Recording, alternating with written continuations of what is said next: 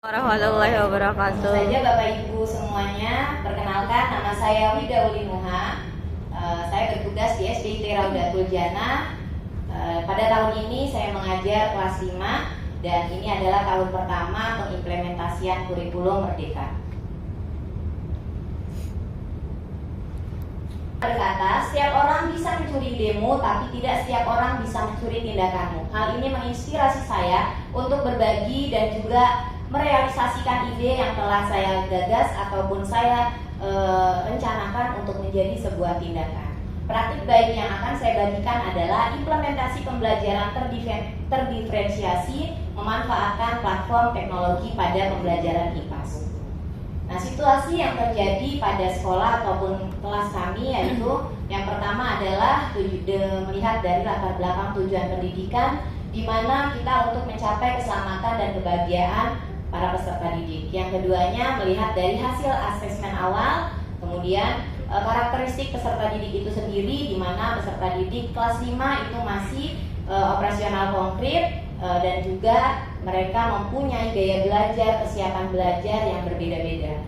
Yang keempat yaitu kodrat zaman, di mana kita harus mengakomodir pembelajaran ini sesuai dengan kodrat zamannya. Terlebih kemarin 2 tahun yang lalu kita sudah akrab dengan gadget dan juga perangkat-perangkat pembelajaran teknologi yang sudah mumpuni, yang sudah terbiasa digunakan anak, sehingga setelah pembelajaran berlangsung normal, tidak salahnya untuk kita pergunakan kembali. Tantangan yang dihadapi yang pertama, dari hasil asesmen awal tersebut didapatkan banyak sekali hal yang guru bisa pahami. Yang pertama dari kesiapan belajar peserta didik itu sendiri, dari paham sepenuhnya, paham sebagian, hingga belum paham. Gaya belajar peserta didik yang berbeda, kemudian bakat dan minat yang berbeda pula. Nah, bakat dan minat ini saya dapatkan dari hasil ekskul yang peminatan peserta didik dapatkan. Ini landasan teori yang melatar belakangi aksi saya. Jadi ada beberapa landasan. Yang pertama adalah dari Ki Hajar Dewantara tersebut tentang kodrat zaman, kemudian prinsip-prinsip dari pembelajaran diferensiasi, lalu melihat karakteristik peserta didik yang suka pembelajaran konkret dan karakteristik peserta didik yang masih operasional konkret yang harus kita fasilitasi semua kebutuhan ataupun tangkap oleh panca inderanya. Aksi-aksi yang dilaksanakan meliputi perencanaan, pelaksanaan, pengamatan, dan refleksi.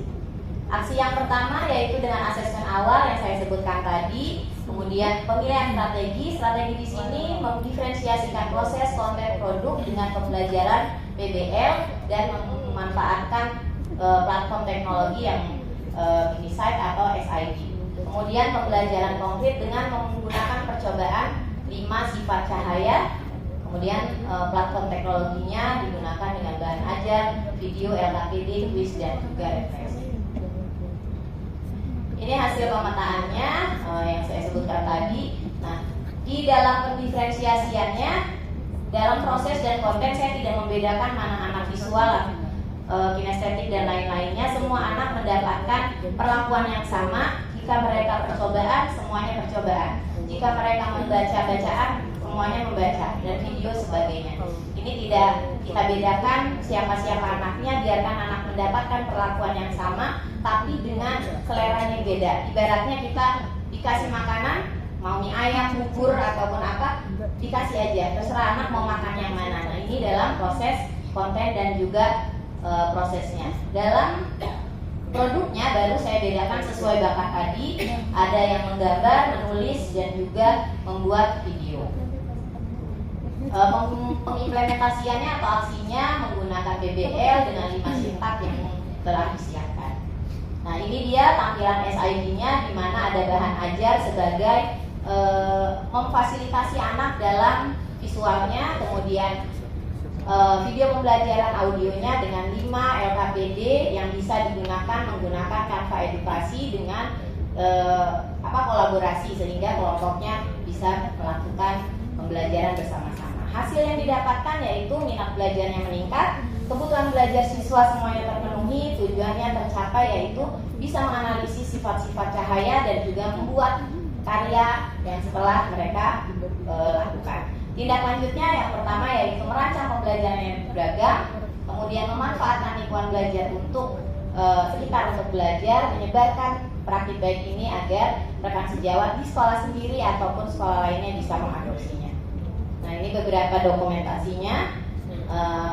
Di fase ataupun di percobaan ada 5 pos. Ini memfasilitasi anak dengan gaya belajar kinestetik, mereka bisa bergerak. Jadi semuanya tidak dibedakan mana kinestetik atau apa, tapi kami guru-guru bisa memfasilitasi ini. Di fase konkret ini pembuatan pelangi, mereka secara real bisa lihat pelangi itu tercipta dengan apa.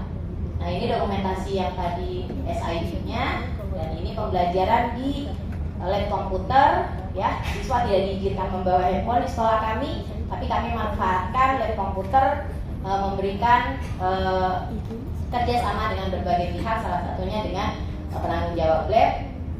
Dan ini diferensiasi konten produk dan juga diferensiasi produknya, lalu mereka menganalisis dan mengevaluasi, dan selanjutnya melaksanakan refleksi dengan Mentimeter, evaluasinya dengan krisis. Demikian dari saya, bila itu hidayah.